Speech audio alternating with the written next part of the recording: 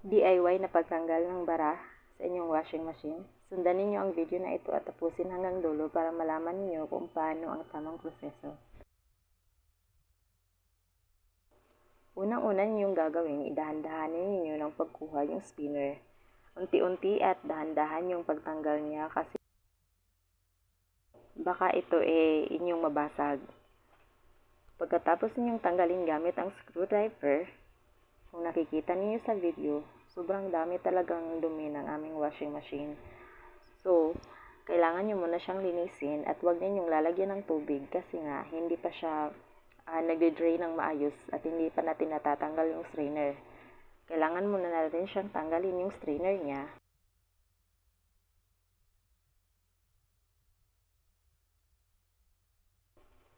Ayan nga at nilinisan na muna namin bago namin lagyan ng tubig. Pagkatapos gamit yung screwdriver ulit. Tatanggalin naman natin ngayon yung kanyang strainer. Yung strainer niya, dyan sa loob mo makikita yung mga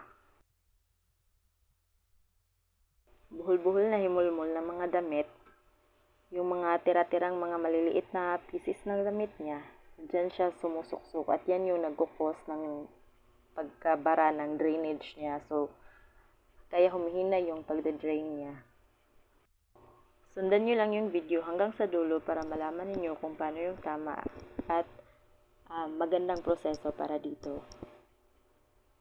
So, ganyan siya kadumi sa loob. At huwag ninyong kalimutan na i-brush yung yung mga bakal-bakal niya sa loob kasi minsan sa tagal natin na paglilinis ng washing machine natin, hindi natin nakikita yung mga nagkakalawang na pala yung mga screws niya. Kailangan nyo lang muna siyang linisan at i-brush yung mga screw. Pagkatapos dyan, kinuha nyo yung mga dumi. Kailangan nyo talaga siyang linisan ng maigi para siguradong success yung pagdi-DIY natin. Hindi nyo kailangang bumayad pa o magtawag pa ng gagawa nito kasi kahit ikaw lang o babae ka, kayang-kaya mo yang gawin. Dito lang isasawa ko yung pinagawa ko kasi nandito naman siya at off naman niya. So, siya yung pinagawa ko niyan. Medyo nagkakalawang na din yung mga screws niya sa loob kasi nga matagal namin siyang nalinisan. First linis pa lang to. So, ayan na nga at success yung ating pagdi-DIY ng baradong drainage ng washing machine.